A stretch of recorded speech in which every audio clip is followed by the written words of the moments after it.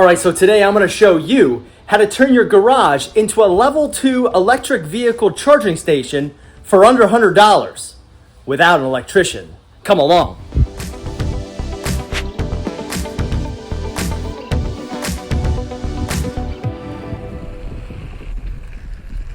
So one of the things I like so far about having an electric vehicle is that right there is my gas station. So let's fill her up.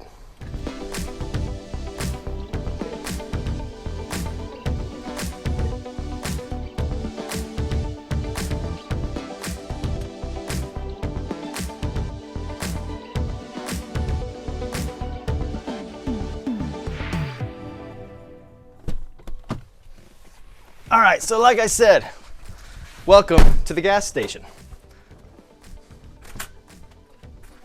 So I'm gonna show you my setup and then some things that I gotta do to kind of fix this and see if it works for you or anything.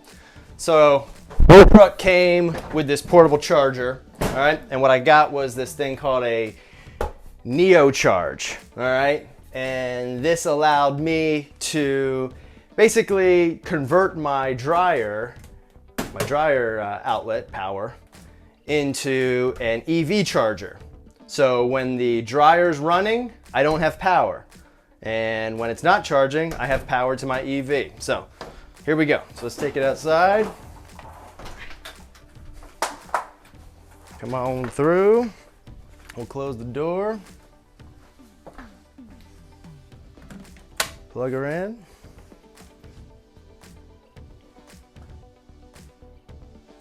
And she's charging. All right, so we're charging. Here's my problem though. I got a cord coming out my door and I can't leave my door open. So I got a situation. This is not good.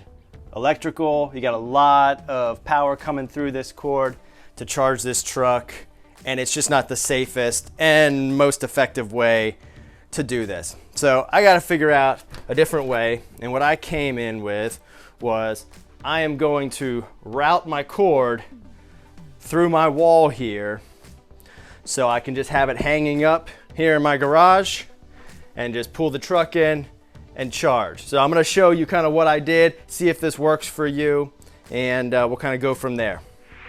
So you may be asking yourself, hey, why doesn't he just go and pay an electrician and put in an actual more permanent EV charging plug system in your garage instead of having to use up a dryer outlet, run wires, run cords, things like that? Well, while I am a homeowner, as you probably see on these other videos that I do, I am in the military, which means I move a whole lot, which means I'm not really willing to invest in the infrastructure in a particular home to get my money's worth, to be honest with you. And you may be in a similar situation where you're a renter or something like that, where this NeoCharge type of system with a cord may work out perfectly for you. I got this thing for roughly $250. I'll put a link in the comments. And my local utility here in Louisiana actually paid me back on a rebate for $200. So I got that system for 50 bucks, was able to install it myself, and I'll show you some of the other small little bits that I had to purchase to make this cord situation work and go through the wall a little bit better. So I want to show you the brains to the system really is this NeoCharge Smart Splitter. Okay, this system that I got, this was called the 1430. So again, I'm plugged into my dryer power, which is connected to 30 amps. So its own 30 amp breaker here. And what this thing does is allows me to use my one dryer outlet for both EV charging and dryer. So dryer is my primary. I'm not using the dryer right now, so my truck is charging. But as soon as I turn on my dryer and start it, you're gonna hear a click, switches over now to the dryer. I've stopped charging. no more green light bar. Shows me I'm no longer charging my truck. So really cool system. Seems to be working really, really well. You turn that off, and then in about 30 seconds, it will flip back over. So I'll wait here and let it go for you.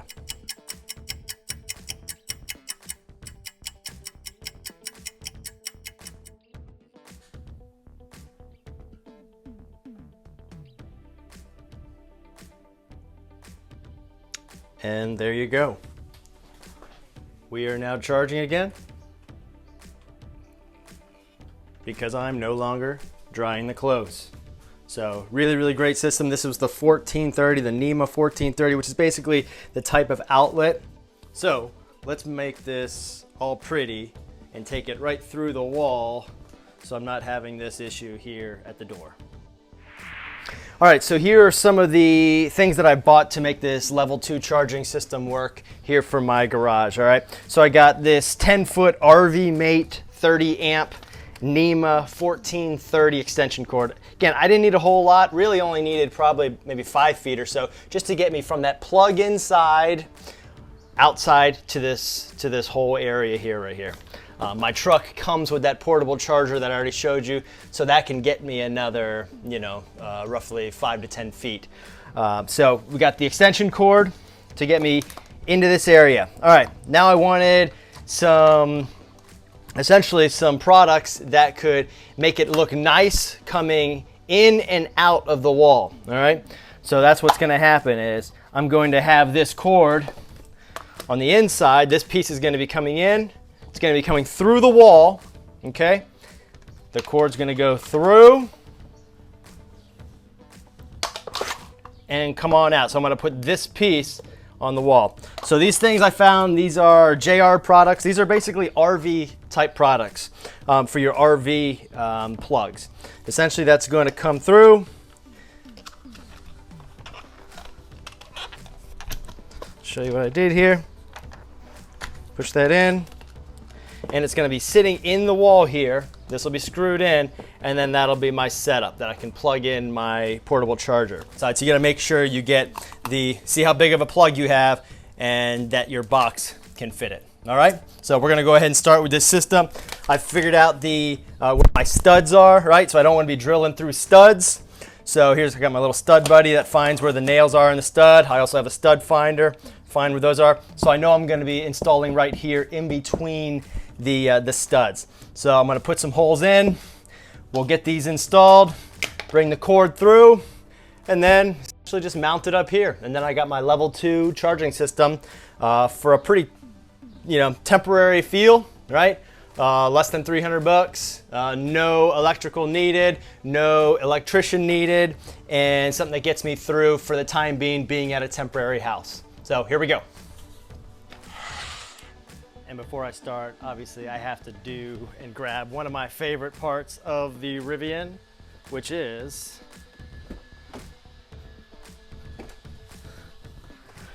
the integrated camp speaker.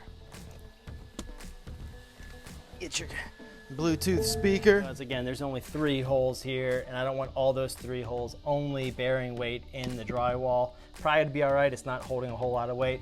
I at least want one of these screw holes in the stud, so I'm going to put it right to the right of the particular stud. So let me line this up, figure out where my holes are going to be.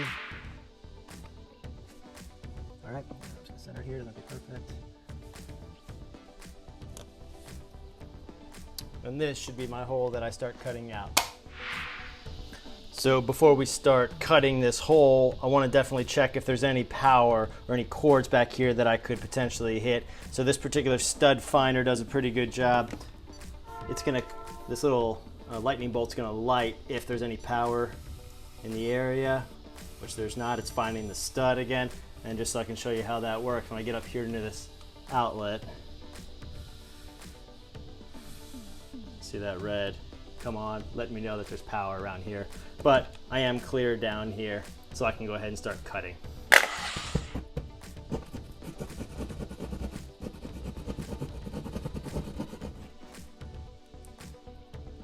Okay, insulation. we got working with. Go in there. Let's see, there's my stud that I'm going to screw to, and this will be my hole that I work through. Pull it out, move this insulation, and you see I can feel the drywall on the other side. So this will be my first hole. This is my outside hole. We're gonna see how this thing fits. Just kind of push it in there. Okay, that's gonna be good. I don't want to push it all the way in there because I got work to do on the other side and in here. But we are in good shape here.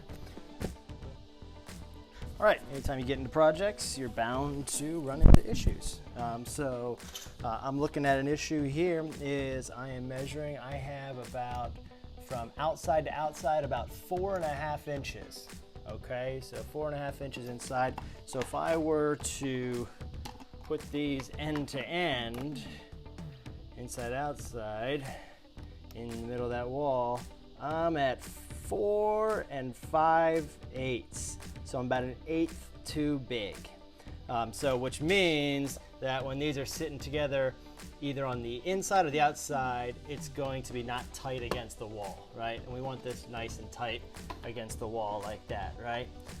So what I'm gonna have to probably do is I may just shave off the back of one of these, about 1/8 of an inch, just cut the back right off so that inside the wall, they're just gonna sit next to each other, right along each other, and then pass that cord through, and then I'll be able to be flush against the wall on each side. That's probably what I'm gonna go ahead and do.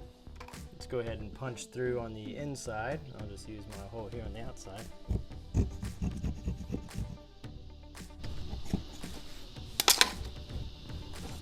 Okay, so I'll go on the inside now and finish up my cut. All right, we are back inside. Okay, and we'll give it a shot.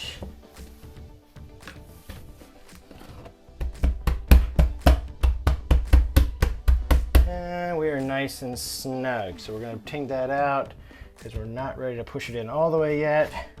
But we are there. We have our hole. We have our hole through our wall here. Bam, and there's the Rivian. Okay, ready for my next step. Almost ready to install this thing completely now on the inside.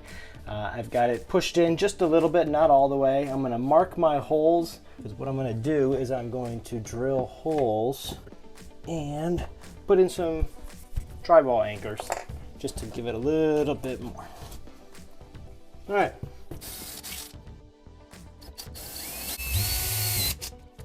Okay, so let's go ahead and see if we can get these in. See if it shows appropriate size.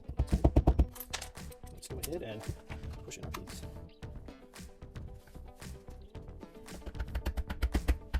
I did end up cutting the back of this one like we talked about before, so I could have that clearance on the inside. I needed about 1/8 of an inch. As you'll see here, like I said, cut through. I don't know if you can see. We're going to test our cord. I've already tested it. I can get it all the way through, and now I'm in the garage. So exactly what we want to have happen. This is what this will look like when it's done. Bam, real nice finished cover for my cord to go through. And let's screw it in. Let's start with that stud.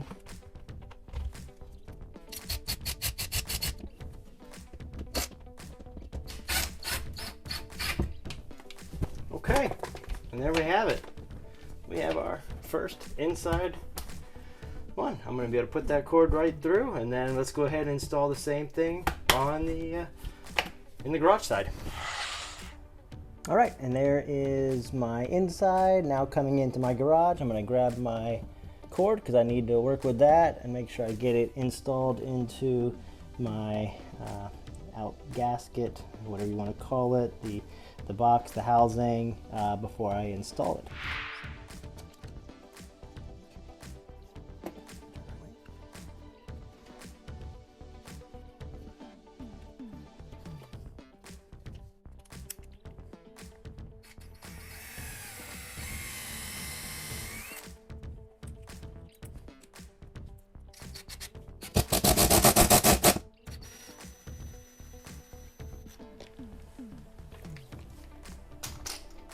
Okay. And now we have our cord and we are closed up. I will probably go ahead and put some insulation inside there. So kind of close up any other air, but kind of see what we got going on. And I'll be able to close that back side as well. And now we'll figure out how to get some sort of wall mount here for my portable charger. Moving back into the laundry room. We have our piece here, so let's go ahead and close that up. Let's see here. Let's close it up. Like I said, I'll probably fill that up with a little more insulation, things like that. Let's go ahead. Plug this back into my NeoCharge smart splitter. And we are good to go. I'm gonna get some of this excess cord into the garage because I don't really need it in here so much. Clean this area up. Okay. And we are set. All right, so our installation is complete. So how did I do it for under $100? Well, like I told you, this portable system comes already with the truck, so we're not counting that in. So I got this NEMA adapter, right, to go from a 1430 to a 1450 adapter, right, 20 bucks. I got my RVMATE 10-foot extension cord. It's a 30 amp extension cord for a NEMA 1430, right? That was $44 on Amazon. Don't forget 2 of these cable hatches, right? Round cable hatches, $20. So one for the outside, one for the inside. And then close it up with the NEMA smart charger, the smart splitter, NeoCharge smart splitter. Bought that for $250. All right, so add that all up. Yeah, okay, I'm above $100. But I got a $250 rebate from my energy company to put in essentially this system that I've done. So take all that, I put this whole system in for about $89.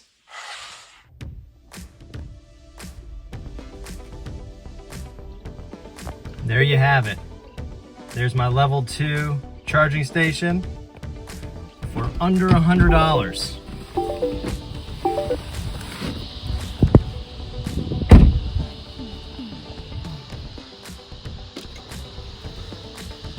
No longer have to pull all the way into my garage if I don't want to. Grab this off.